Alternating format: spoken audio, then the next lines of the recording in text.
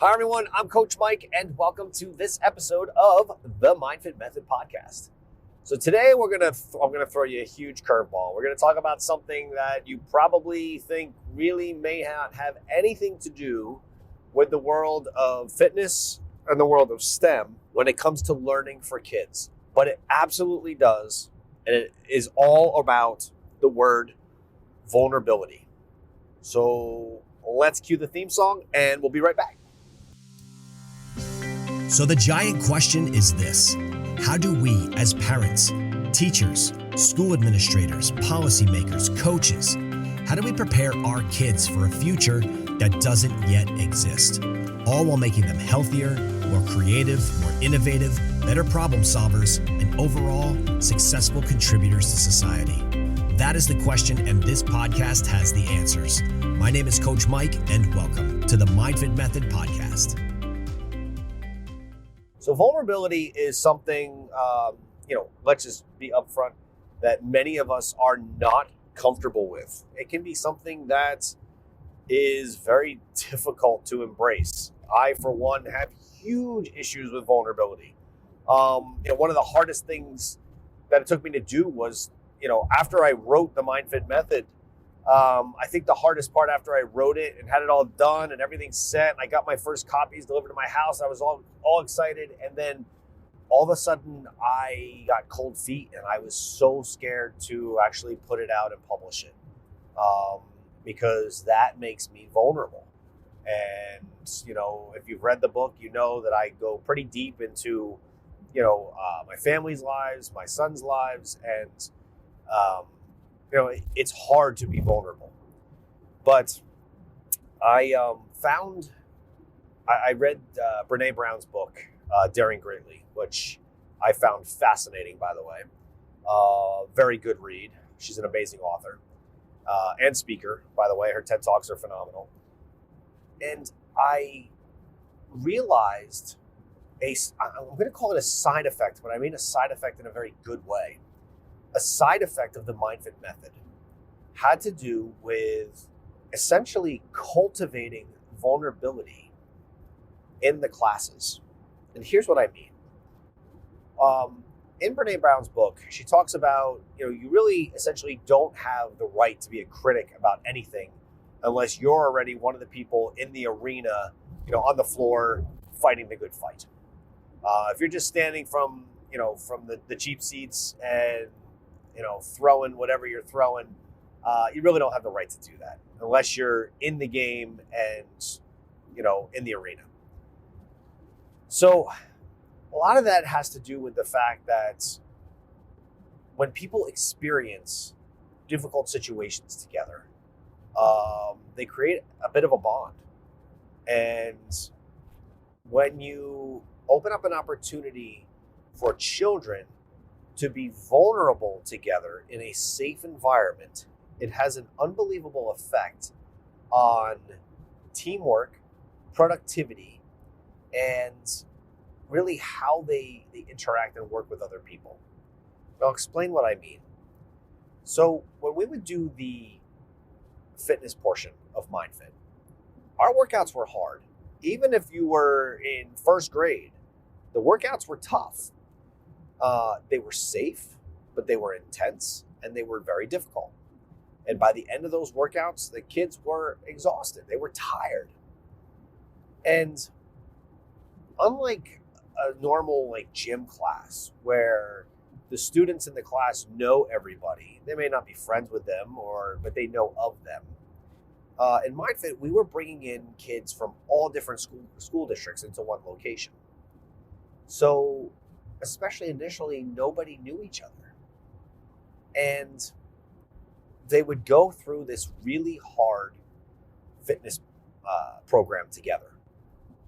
And the exercise portion would last anywhere from 8 to 14 minutes. They're doing everything from, box jumps or box step-ups and burpees and pull-ups and ring rows, handstand wall walks or push-ups. They're using the concept 2 rowers, all different types of exercises.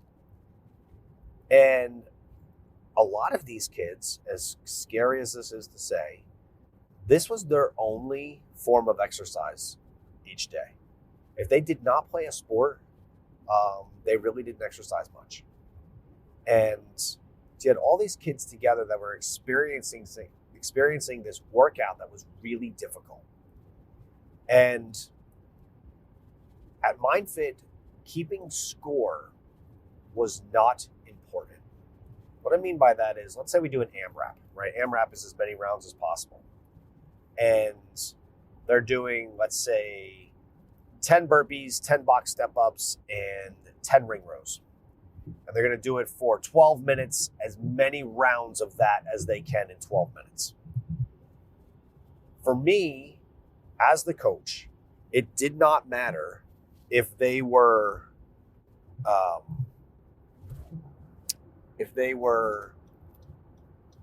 scored 10 rounds in the allotted time frame, or they did 5 rounds, because it wasn't a competition.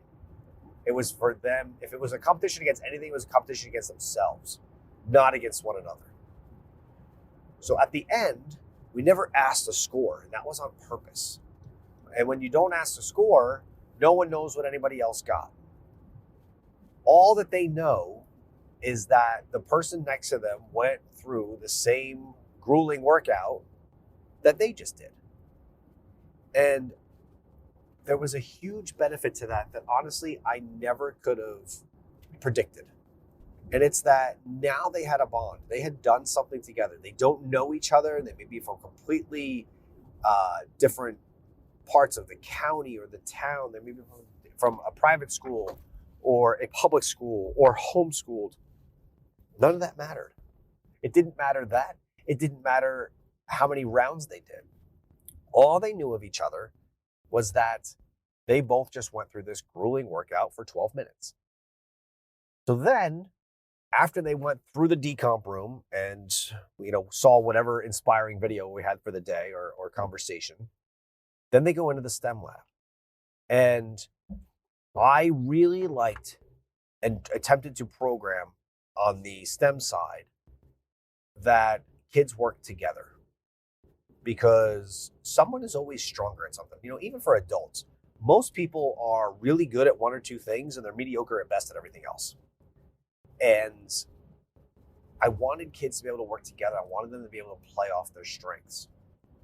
So once you went into the STEM side, you may have had the star quarterback of the second grade football team with the child who has never played a sport in their life. They have very little in common with the person that they're now partnered with, except for one thing. They were both vulnerable because they were out of their comfort zone, and they both experienced a really difficult workout together. And they both knew that they were able to do it. So now there was a new level of respect. So when they would go and work together on a STEM project, there was a sense of camaraderie. And that is not something I ever could have predicted.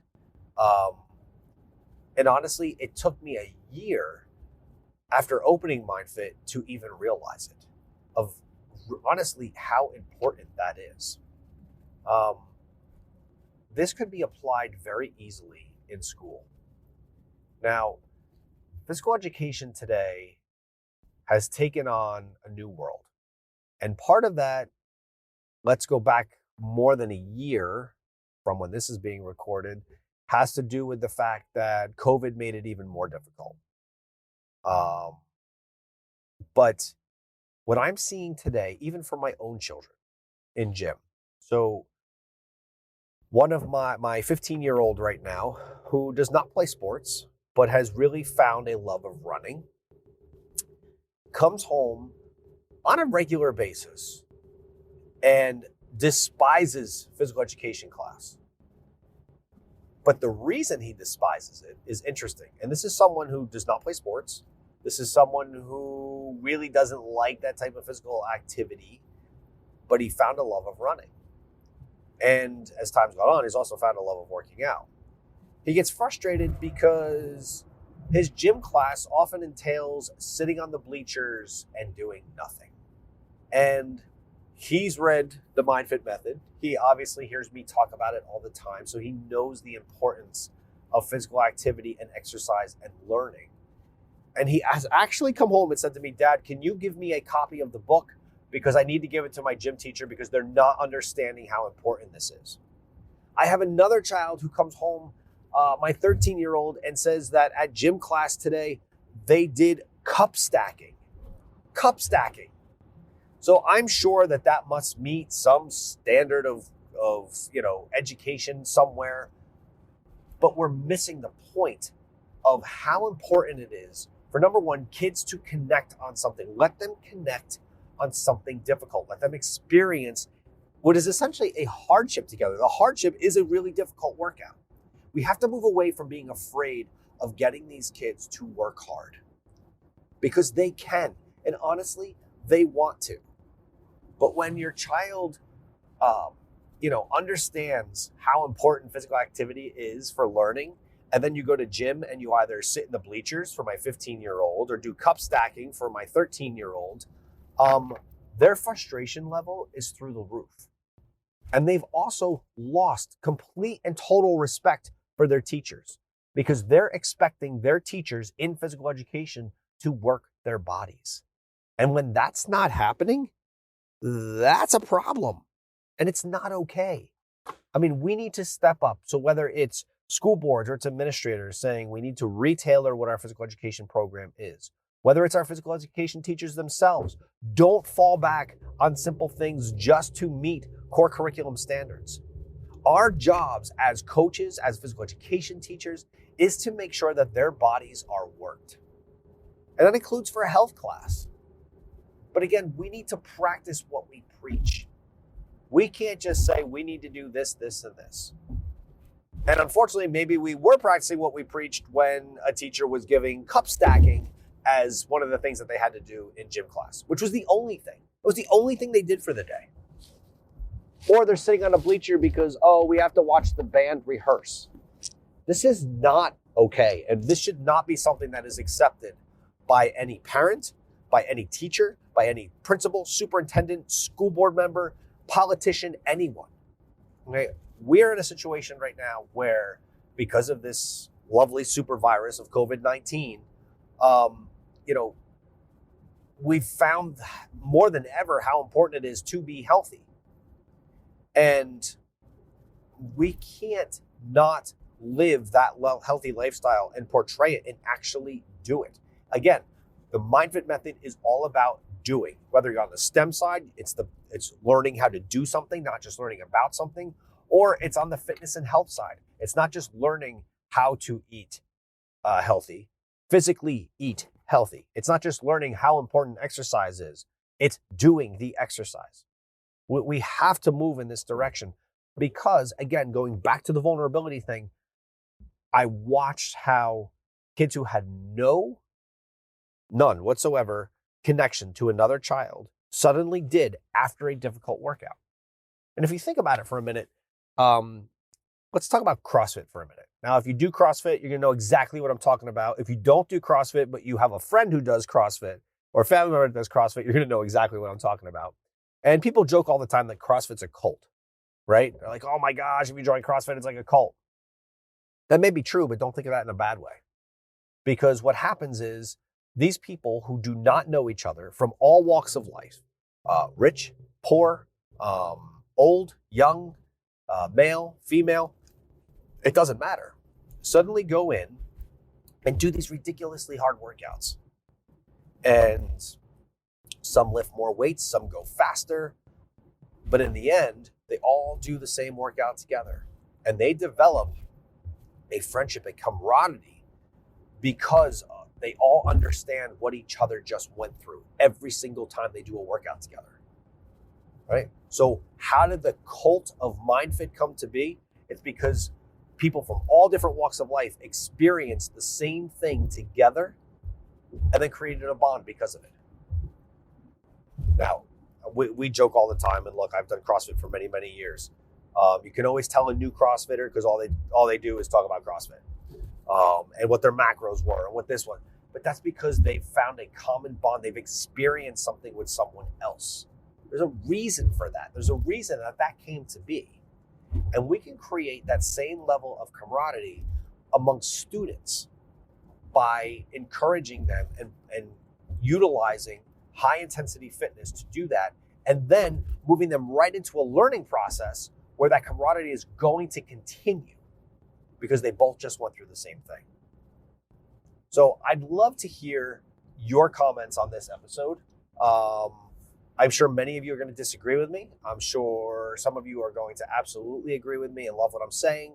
And that's okay too, because it's a dialogue we need to have. As a society, we need to have the dialogue that it is long since due for us to take serious about our kids' health, not by just talking about it, but by actually doing things to make it better for them. I hope you guys have a great day. I hope you enjoyed this episode. And until next time, we'll talk soon. Thanks, everybody.